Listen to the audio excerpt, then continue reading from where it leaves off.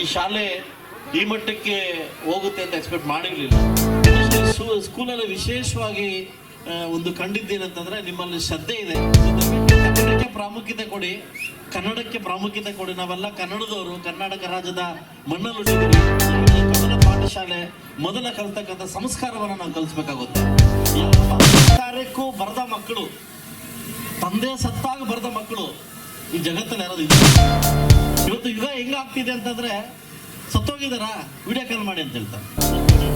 ಕೊಟ್ಟರು ನಿಮ್ಮ ಮಕ್ಕಳು ಕೆಟ್ಟರು ಅಂತಾರೆ, ಫೋನ್ ಕೊಟ್ರೆ ನಿಮ್ಮ ಮಕ್ಕಳು ಕೆಟ್ಟರು. ವಿಶೇಷವಾಗಿ ಶಿವಣ್ಣ ಅವ್ರಿಗೆ ಒಂದು ಮಾತು ಹೇಳ್ತೀನಿ. ಲಾಸ್ಟ್ ಟೈಮ್ ನಮಗೊಂದು ಕೊಠಡಿ ಬೇಕು ಅಂತ ಕೇಳಿದ್ರು. ನಮ್ಮ ಶಾಮಣ್ಣ ಒಂದು ಮಾತಂದ್ರು, ಐಮಾಸ್ ಹಾಕ್ಸ್ಕೊಡಂತ. ಐಮಾಸ್ ಲೈಟ್ ಕೂಡ ಹಾಕ್ಸ್ಕೊಡ್ತೀನಿ, ಐಮಾಸ್ ಲೈಟು ಬೋರು ಎರಡು ಹಾಕ್ಸ್ಕೊಡ್ತೀನಿ. ಕಡಿಮೆ ಫೀಸ್ ಅಂತ ತಗೊಂಡು ಈ ಮಟ್ಟಕ್ಕೆ ಶಾಲೆ ಬೆಳೆಸ್ತಿದ್ದೀರ ಅಂತಂದ್ರೆ ಖಂಡಿತವಾಗ್ಲೂ ಆ ಭಗವಂತ ನಿಮ್ಮ ಕಡೆ ಇದ್ದಾನೆ, ಪೋಷಕರು ನಿಮ್ಮ ಕಡೆ ಇದ್ದಾರೆ, ನಾವೆಲ್ಲ ನಿಮ್ಮ ಕಡೆ ಇದ್ದಾವೆ. ಭಗವಂತ ಕಡಿಮೆ ಫೀಸ್ ಅಂತ ತಗೊಂಡು ಈ ಮಟ್ಟಕ್ಕೆ ಶಾಲೆ ಬೆಳೆಸ್ತಿದ್ದೀರ ಅಂತಂದ್ರೆ ಖಂಡಿತವಾಗ್ಲೂ ಆ ಭಗವಂತ ನಿಮ್ಮ ಕಡೆ ಇದ್ದಾನೆ, ಪೋಷಕರು ನಿಮ್ಮ ಕಡೆ ಇದ್ದಾರೆ, ನಾವೆಲ್ಲ ನಿಮ್ಮ ಕಡೆ ಇದ್ದಾವೆ.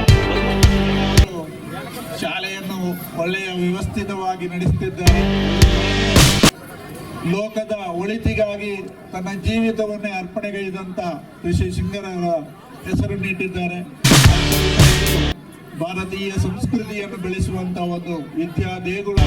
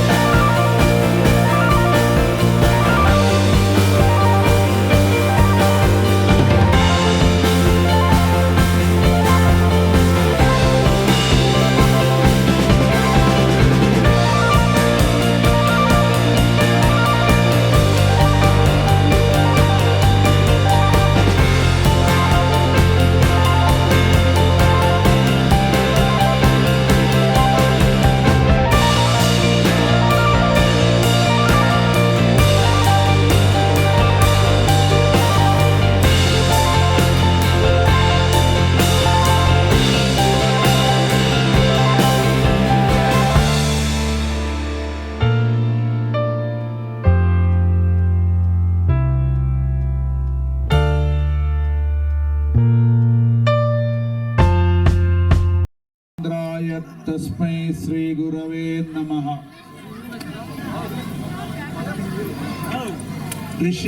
ಋಷಿ ಶೃಂಗ ಪಬ್ಲಿಕ್ ಸ್ಕೂಲಿನ ಈ ಒಂದು ವಾರ್ಷಿಕೋತ್ಸವ ನೀವೆಲ್ಲ ಅತ್ಯಂತ ಆತುರದಿಂದ ನೋಡ್ತಾ ಇದ್ದೀರಿ. ಅದರ ಎಡೆಯಲ್ಲಿ ಬಿಡಬಾರದು. ಬೆಳಗಿನ ಜಾವ ಎದ್ದು ತನ್ನ ಪ್ರಾಥಮಿಕ ಇದನ್ನೆಲ್ಲ ಸೇರಿಸಿ ದೇವರಿಗೊಂದು ಪ್ರಾರ್ಥನೆ ಮಾಡಿ ಪ್ರತಿನಿತ್ಯ ಓದುವ ಹವ್ಯಾಸವನ್ನು ನೀವು ಮಕ್ಕಳ ಹತ್ರ ಬೆಳೆಸ್ಕೊಳ್ಬೇಕು. ಇದು ನಾವು ಹೆಚ್ಚಿನ ಕಡೆ ನೋಡುವಾಗ ಆದಿತ್ಯವಾರ ರಜೆ ದಿವಸಗಳಲ್ಲಿ ಹೋದರೆ 11 ಗಂಟೆ ಆದರೂ ಮಕ್ಕಳು ಹೇಳುವುದಿಲ್ಲ. ಇದು ಮಕ್ಕಳ ಬೆಳವಣಿಗೆಗೆ ದೊಡ್ಡ ಕುಂಠಿತ. ಆದ್ದರಿಂದ ದಯವಿಟ್ಟು ನೀವು ಮಕ್ಕಳನ್ನು ಮುಂದೆ ಯೋಗ್ಯ ವಿದ್ಯಾರ್ಥಿಯನ್ನಾಗಿ ಮಾಡಬೇಕಂತಾದರೆ ಆ ದುಷ್ಟ ಚಟುವಟಿಕೆಯಿಂದ ನೀವು ದೂರ ಇರಿಸಬೇಕು. ಮಕ್ಕಳಿಗೆ ಒಳ್ಳೆಯ ಸಂಸ್ಕಾರವನ್ನು ಕಲಿಸಬೇಕು. ನೋಡಿ, ನಮ್ಮ ಅದೇ ರೀತಿ ಮಕ್ಕಳಿಗೆ ಸಂಸ್ಕಾರವನ್ನು ಕಲಿಸಿದರೆ ನಾಳೆ ನೀವು ವೃದ್ಧಾಶ್ರಮ ಅನಾಥಾಶ್ರಮಕ್ಕೆ ಹೋಗುವುದು ತಪ್ಪುತ್ತದೆ. ಮಕ್ಕಳಿಗೆ ಸಂಸ್ಕಾರವನ್ನು ಕಲಿಸಿ ಅಂತ ಈ ಸಂದರ್ಭದಲ್ಲಿ ನಿಮಗೆ ಹೇಳುತ್ತಾ, ಈಗಿನ ಕಾಲಘಟ್ಟಕ್ಕೆ ಇನ್ನೊಂದು ಕಾಲ ಇತ್ತು, ಶಾಲೆಯ ಅಧ್ಯಾಪಕರು ಯಾರು, ಆಮೇಲೆ ಶಾಲೆ ಹೇಗಿದೆ, ಅದು ಕಲಿಸುವುದು ಹೇಗಿದ್ದಾರೆ, ಮುಂದೆ ಶಾಲೆ ಹೇಗಿದೆ ಅಂತ. ಈಗ ಹಾಗೆಲ್ಲ, ಶಾಲೆ ಹೇಗಿದೆ ಮೊದಲು, ಶಾಲೆಯ ವಾರ್ಷಿಕೋತ್ಸವ ಪಾಠ್ಯೇತರ ಚಟುವಟಿಕೆ ಹೇಗಿದೆ ಅಂತ 2ನೇದ್ದು, 3ನೇದ್ದು ಟೀಚರ್, 4ನೇದ್ದು ಕಳಿಸುವುದು ತದ್ವಿರುದ್ಧ ಆಗಿ ಹೋಗಿದೆ. ಆದ್ದರಿಂದ ನಮ್ಮ ಶಿವಣ್ಣ ಅವರು ಶಾಲೆಯನ್ನು ಒಳ್ಳೆಯ ವ್ಯವಸ್ಥಿತವಾಗಿ ನಡೆಸುತ್ತಿದ್ದಾರೆ. ಅದರಲ್ಲೂ ಋಷಿ ಶೃಂಗರವರ ಹೆಸರನ್ನು ಇಟ್ಟಿದ್ದಾರೆ. ಪುರಾಣದಲ್ಲಿ ಶೃಂಗ ಋಷಿಯ ಕತೆ ಅದನ್ನು ಹೇಳಲಿಕ್ಕೆ ಹೋದರೆ ಸಮಯ ಆಗ್ತದೆ.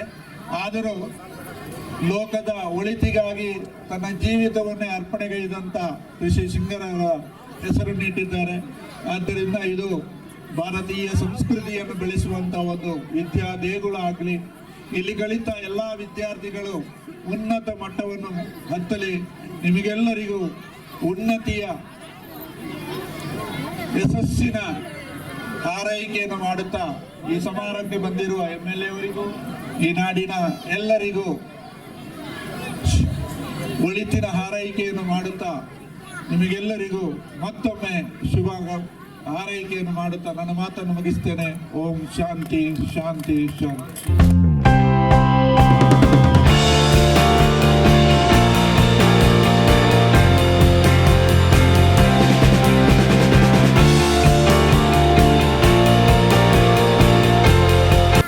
ನಾನು ಲಾಸ್ಟ್ ಟೈಮ್ ಬಂದಾಗ ಒಂದು ಚಿಕ್ಕ ಒಂದು ಹಳ್ಳಿದಲ್ಲಿದ್ದು, ಅದು ನಾನು ಬೈಕೊಂಡೆ, ಏನಪ್ಪ ಈ ಚಿಕ್ಕ ಪ್ರೋಗ್ರಾಮ್ ಕರೆದವರಲ್ಲಪ್ಪ ಇವರು ಅಂತ. ಇವತ್ತು ಬರ್ಬೋದು ಬೇಡ ಅಂತ ಮೂಡಲಿದ್ದೆ.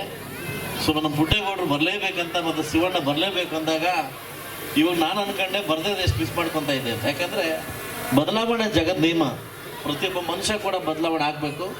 ಬಹುಶಃ ಈ ಶಾಲೆ ಈ ಮಟ್ಟಕ್ಕೆ ಹೋಗುತ್ತೆ ಅಂತ ಎಕ್ಸ್ಪೆಕ್ಟ್ ಮಾಡಿರಲಿಲ್ಲ. ಒಬ್ಬ ಶಾಸಕನಾಗಿ ಈ ಶಾಲೆ ಇನ್ನೂ ಉನ್ನತ ಮಟ್ಟಕ್ಕೆ ಹೋಗಲಿ ಅಂತ ನಾನು ಆಶಿಸ್ತೀನಿ. ಇನ್ನೊಂದು ಸ್ಕೂಲಲ್ಲಿ ವಿಶೇಷವಾಗಿ ಒಂದು ಕಂಡಿದ್ದೇನಂತಂದರೆ, ನಿಮ್ಮಲ್ಲಿ ಶ್ರದ್ಧೆ ಇದೆ. ಅದಕ್ಕಂಗೆ ಮಕ್ಕಳು ಡ್ಯಾನ್ಸ್ ಆಡ್ತಾಯಿದ್ರು, ಬರೀ ತೆಲುಗು ಡ್ಯಾನ್ಸ್ ಆಡ್ತಾಯಿದ್ರು. ಎಲ್ಲೋ ಒಂದು ಕಡೆ ನಂಗೆ ನೋವಾಯ್ತರು. ನಾವು ಕನ್ನಡದಲ್ಲಿ ಹುಟ್ಟಿ ಮಕ್ಕಳನ್ನ ತೆಲುಗು ಡ್ಯಾನ್ಸ್ ಆಡ್ತೀವಿ ಅಂದರೆ ಇದೊಂಥರ ಎಲ್ಲೋ ಒಂಥರ ನಮಗೆ ನಾವೇ ಮಕ್ಕಳಿಗೆ ಬೀಜ ಬಿತ್ತಾಕ್ತಾ ಇದೀವಿ. ಸೊ ದಯವಿಟ್ಟು ಕನ್ನಡಕ್ಕೆ ಪ್ರಾಮುಖ್ಯತೆ ಕೊಡಿ. ನಾವೆಲ್ಲ ಕನ್ನಡದವರು, ಕರ್ನಾಟಕ ರಾಜ್ಯದ ಮಣ್ಣಲ್ಲಿ ಹುಟ್ಟಿದ್ದೀವಿ. ದಯವಿಟ್ಟು ಕನ್ನಡಕ್ಕೆ ಪ್ರಾಮುಖ್ಯತೆ ಕೊಡಿ. ಮುಂದೊಂದು ದಿವಸ ಕೂಡ ಇದು ಬದಲಾವಣೆ ಆಗುತ್ತೆ ಅಂತ ಕೂಡ ನಾನು ಆಶಿಸ್ತೀನಿ. ಹೌದಲ್ಲ? ಇವತ್ತು ಒಂದು ಮಾತನ್ನು ನಾನು ಪೋಷಕರಿಗೆ ಹೇಳ್ತೀನಿ. ಮಕ್ಕಳಿಗೆ ಎಲ್ಲ ಮಕ್ಕಳು, ತಂದೆ ತಾಯಿಗಳು ಇನ್ಕ್ಲೂಡಿಂಗ್ ನಾನು ಕೂಡ ಸೇರಿಕೊಂಡು ನನ್ನ ಮಕ್ಕಳು ಚೆನ್ನಾಗಿ ಓದ್ಬೇಕಂತ ಆಸೆ ಪಡ್ತೀವಿ. ಯಾವ ತಂದೆ ತಾಯಿ ಕೂಡ ಚೆನ್ನಾಗಿ ಓದ್ಬೇಕಂತ ಆಸೆ ಬಿಡಿ. ಆದರೆ ಮೊದಲ ಪಾಠಶಾಲೆ, ಮೊದಲ ಕಲಿತಕ್ಕಂಥ ಸಂಸ್ಕಾರವನ್ನು ನಾವು ಕಲಿಸ್ಬೇಕಾಗುತ್ತೆ. ಯಾವ ತಂದೆ ತಾಯಿಗೆ ಮಕ್ಕಳಲ್ಲಿ ಸಂಸ್ಕಾರವನ್ನು ಕಲಿಸ್ತೀವಿ, ಆ ಮಕ್ಕಳು ದೊಡ್ಡ ಮಟ್ಟಕ್ಕೆ ಹೋಗ್ತಾರೆ. ನಾನು ಮೊನ್ನೆ ಶಿವಮೊಗ್ಗಕ್ಕೆ ಹೋಗಿದ್ದೆ. ನನ್ನ ಯಾವುದೋ ಒಂದು ಕಾರ್ಯಕ್ರಮಕ್ಕೆ ಶಿವಮೊಗ್ಗ ಹೋಗಿದ್ದೆ. ಹೆಸರೇಳೋದು ಬೇಡ ಅದು. ಒಬ್ಬ ನಮಗೆ ತುಂಬ ಬೇಕಾದವರು, ಟೀಚರ್ ಬೇಕಾದವರು. ಆದರೆ ಮಕ್ಕಳು ಹಾಸ್ಟೆಲ್ ಸೆಟ್ಲ್ ಆಗಿದೆ. ಹಾಸ್ಟೆಲ್ದಲ್ಲಿ ಒಂದು ಮಗಳು ಹಾಸ್ಟೆಲ್ ಸೆಟ್ಲ್ ಆಗಿದ್ದಾರೆ. ಆದರೆ ತಂದೆ ಕಾರ್ಯಕ್ಕೂ ಬರೆದ ಮಕ್ಕಳು, ತಂದೆ ಸತ್ತಾಗ ಬರೆದ ಮಕ್ಕಳು ಈ ಜಗತ್ತಲ್ಲಿ ಯಾರಾದ್ರು ಇದ್ದಾರ? ಇವತ್ತು ಯುಗ ಹೆಂಗಾಗ್ತಿದೆ ಅಂತಂದರೆ, ಸತ್ತೋಗಿದಾರ ವಿಡಿಯೋ ಕಾಲ್ ಮಾಡಿ ಅಂತ ಹೇಳ್ತಾರೆ. ವಿಡಿಯೋ ಕಾಲು ಅಲ್ಲಿ ನೋಡಿ ಮಕ್ಕೊಂದ್ವಿ ಅಂತ. ಚೆನ್ನಾಗಿ ಓದಿ ಏನು ಮಾಡ್ತಾರೆ, ಹಾಸ್ಟೆಲ್ ಹೋಗ್ಬೇಕು, ಅಮೇರಿಕ ಹೋಗ್ಬೇಕು ಅಂತ ಹೇಳ್ತಾರೆ. ಇದೇ ಸಂಸ್ಕಾರನಾ? ಇದು ಸಂಸ್ಕಾರ ಅಲ್ಲ. ಇವತ್ತು ನನ್ನ ಪ್ರಕಾರ ಚೆನ್ನಾಗಿ ಓದ್ತಾರೆ, ಉದ್ಧಾರ ಆಗಿಲ್ಲ ನನ್ನ ಪ್ರಕಾರವಾಗಿ. ಯಾರು ಮಕ್ಕಳಲ್ಲಿ ಸಂಸ್ಕೃತಿ ಕಲಿತಾರೆ, ಸಂಸ್ಕಾರ ಕಲಿತಾರೆ, ಅವರು ಇವತ್ತು ತಂದೆ ತಾಯಿ ನೋಡ್ಕೊತಾ ಇದ್ದಾರೆ. ಇವತ್ತು ಬರ್ತಾ ಬರ್ತಾ ಬರ್ತಾ ಬರ್ತಾ ಏನಾಗಿದೆ, ಅನಾಥಾಶ್ರಮಗಳು, ವೃದ್ಧಾಶ್ರಮಗಳು ಜಾಸ್ತಿ ಆಗ್ತದೆ. ಯಾಕಂದ್ರೆ ಕಮರ್ಷಿಯಲ್ ಜಾಸ್ತಿ ಆಗ್ತಾ, ಇದು ಜಾಸ್ತಿ ಆಗ್ತಾ ಇದೆ. ದಯವಿಟ್ಟು ನಾನು ತಂದೆ ತಾಯಿಗಳಲ್ಲಿ ಒಂದೇ ಮಾಡಿ, ಚೆನ್ನಾಗಿ ಓದ್ಬೇಕು, ಸರಿ, ಸಂಸ್ಕಾರನ ಕಲಿಸಿ. ಸಂಸ್ಕಾರನ ಯಾವಾಗ ಕಲಿಸ್ತೀವಿ, ಅರ್ಧ ನಾವು ವಿದ್ಯೆ ಕಲಿಸ್ದಂಗೆ. ಬೇರೆಯವ್ರನ್ನ ನೋಡಿ ಕಾಲು ಮಕ್ಕಳು ಯಾವಾಗ ಕಲಿತೀವಿ, ಅರ್ಧ ನಾವು ಕಲಿಸ್ದಂಗೆ. ದಯವಿಟ್ಟು ಇದು ಮಾಡಿ. ಇವತ್ತಿನ ಮಕ್ಕಳೇನಾಗಿತ್ತು, ಸ್ಕೂಲ್ಗೆ ಹೋಗಿದ ತಕ್ಷಣ ಫೋನು, ಸ್ಕೂಲ್ಗೆ ಹೋಗಿದ ತಕ್ಷಣ ಫೋನು, ಊಟ ಮಾಡೋಂದ್ರೆ ಫೋನು, ಇನ್ನೊಂದು ಮಾಡೋ ಫೋನು. ಈ ಫೋನ್ ಆಗಿ ಫೋನ್ ಕೊಟ್ಟು ಈ ಹಾಳಾಗಿ ಹೋಗಿದೆ ಜಗತ್ತು. ಯಾವ ಪೋಷಕರು ಮಕ್ಕಳನ್ನು ಚೆನ್ನಾಗಿ ನೋಡ್ಬೇಕಂತ ಇಷ್ಟಪಡ್ತೀರಿ, ದಯವಿಟ್ಟು ಫೋನ್ ಕೊಡಕ್ಕೆ ಹೋಗ್ಬೇಡಿ. ಫೋನ್ ಕೊಡಕ್ಕೆ ಹೋಗ್ಬೇಡಿ. ಫೋನ್ ಕೊಟ್ಟರು ನಿಮ್ಮ ಮಕ್ಕಳು ಕೆಟ್ಟರು ಅಂತಾರೆ. ಫೋನ್ ಕೊಟ್ಟರೆ ನಿಮ್ಮ ಮಕ್ಕಳು ಕೆಟ್ಟರು ಅಂತ. ಆ ಫೋನಲ್ಲಿ ಒಳ್ಳೇದಕ್ಕಿಂತ ಕೆಟ್ಟದೇ ಜಾಸ್ತಿ ಪ್ರತಿಬಿಂಬ ಬೀರ್ತದೆ ಅದು. ಸೊ ಅದರಿಂದ ದಯವಿಟ್ಟು ಎಲ್ಲ ಪೋಷಕರು ಕೂಡ ಮಕ್ಕಳ ಮೇಲೆ ನಿಗಾ ಇರಲಿ. ಯಾಕಂದ್ರೆ ನಾವು ಓದೋದು ಮುಖ್ಯ ಅಲ್ಲ, ಓದ್ಸೋದು ಮುಖ್ಯ ಅಲ್ಲ, ಮಕ್ಕಳನ್ನ ನಿಗಾ ಇಡೋದು ಕೂಡ ತುಂಬ ಮುಖ್ಯ ಆಗುತ್ತೆ. ಯಾಕಂದ್ರೆ ಇವತ್ತು ಹೈಸ್ಕೂಲ್ ಮಕ್ಕಳಿಗೆ, PUC ಮಕ್ಕಳಿಗೆ ಈಸಿ ಗಾಂಜಾ ಸಿಗ್ತಾ ಇದೆ, ಡ್ರಗ್ಸ್ ಸಿಗ್ತಾ ಇದೆ. ಎಲ್ಲಿಂದ ಬರ್ತಾ ಅರ್ಥ ಆಗ್ತದೆ, ಸಿಗ್ತಾ ಇದೆ. ಬೇರೆ ಪ್ರಪಂಚಕ್ಕೆ, ಬೇರೆ ಒಂದು ಟೇಸ್ಟ್ಗೆ ಹೊತ್ತು ಮಕ್ಕಳು ಹೋಗ್ತಾ ಇದ್ದಾರೆ. ದಯವಿಟ್ಟು ಇದ್ರ ಬಗ್ಗೆ ಗಮನ ಇರಲಿ ಅಂತ ಹೇಳ್ತಾ, ನಾನು ವಿಶೇಷವಾಗಿ ಶಿವಣ್ಣವ್ರಿಗೊಂದು ಮಾತು ಹೇಳ್ತೀನಿ. ಲಾಸ್ಟ್ ಟೈಮ್ ನಮಗೊಂದು ಕೊಠಡಿ ಬೇಕು ಅಂತ ಕೇಳಿದ್ರು. ತಮಗೆ ಖಾಸಗಿ ಶಾಲೆ ಆಗೋದ್ರಿಂದ ಕೊಠಡಿ ಮಾಡ್ಲಿಕ್ಕೆ ನನಗೆ ಆಗೋದಿಲ್ಲ. ಯಾಕಂದ್ರೆ ನಾನು ಗೌರ್ಮೆಂಟ್ ಪರ್ಸನ್ನು, ಖಾಸಗಿ ಶಾಲೆಗೆ ನಾನು ಅನುದಾನವನ್ನು ಕೊಠಡಿ ಕೊಡೋಕ್ಕಾಗೋದಿಲ್ಲ. ನಾನು ಈ ವಾರದಲ್ಲಿ 15 ದಿವಸ ಒಳಗೆ ಈ ಶಾಲೆಗೆ ಒಳ್ಳೆ ಬೋರ್ ಹಾಕ್ಸ್ಕೊಡ್ತೀನಿ, ಒಳ್ಳೆ ಬೋರ್ ಹಾಕ್ಸ್ಕೊಡ್ತೀನಿ. ಇದಂತೂ ಮಾಡ್ಕೊಳ್ಲೆ, ಬೋರ್ ಹಾಕ್ಸ್ಕೊಡ್ತೀನಿ. ಅವನೇ ಹಿಂಗೆ ರೋಡ್ ಹಿಂಗೆ ಹೌದಾ? ಸೊ ಅದರಿಂದ ಐಮಾಸು ಸಿದ್ದರಾಮಯ್ಯ ತಿಂತಾಡ್ರಿ ಬಿಡಿ ನಾವು ಸ್ಕೂಲಲ್ಲಿ. ಯಾಕಂದ್ರೆ ಇದು ಎಲ್ಲ ಜಾತಿ ಮಕ್ಕಳು, ಎಲ್ಲ ಪಕ್ಷದ ಮಕ್ಕಳು ನಮ್ಮ ಮಕ್ಕಳೇ. ಅವರು ಇವರು ಅಂತಲ್ಲ, ಎಲ್ಲ ಮಕ್ಕಳು ನಿಮ್ಮ ಮಕ್ಕಳೇ. ಮಕ್ಕಳನ್ನ, ಬೇರೆಯವರ ಮಕ್ಕಳನ್ನ ನಿಮ್ಮ ಮಕ್ಕಳೇ ಅನ್ಕೊಂತೀರಿ. ಈ ಶಾಲೆ ಇನ್ನೂ ದೊಡ್ಡ ಮಟ್ಟಿಗೆ ಬೆಳೀತದೆ. ಇವತ್ತು ನಿಮ್ಮ ಶಿಕ್ಷಕರನ್ನು ಕೂಡ ನೋಡಿದೆ, ಒಳ್ಳೆ ಡಿಸಿಪ್ಲಿನ್ ಇದೆ, ಒಳ್ಳೆ ಮಟ್ಟಕ್ಕೆ ಆಗಲಿ ಅಂತ ಹೇಳ್ತೀನಿ. ಅದೇ ನಮ್ಮ ಶಾಮಣ್ಣ ಒಂದು ಮಾತಂದ್ರು, ಐಮಾಸ್ ಹಾಕ್ಸ್ಕೊಡಂತ. ಐಮಾಸ್ ಲೈಟ್ ಕೂಡ ಹಾಕ್ಸ್ಕೊಡ್ತೀನಿ. ಐಮಾಸ್ ಲೈಟು, ಬೋರು ಎರಡೂ ಹಾಕ್ಸ್ಕೊಡ್ತೀನಿ. ಒಂದು ಈ ತಿಂಗಳಲ್ಲಿ 2 ಹಾಕ್ಸ್ಕೊಡ್ತೀನಿ. ಶಾಲೆ ಒಳ್ಳೇದಾಗಲಿ. ಸೊ ದಯವಿಟ್ಟು ತಪ್ಪು ತಿಳ್ಕೊಂಬೇಡಿ.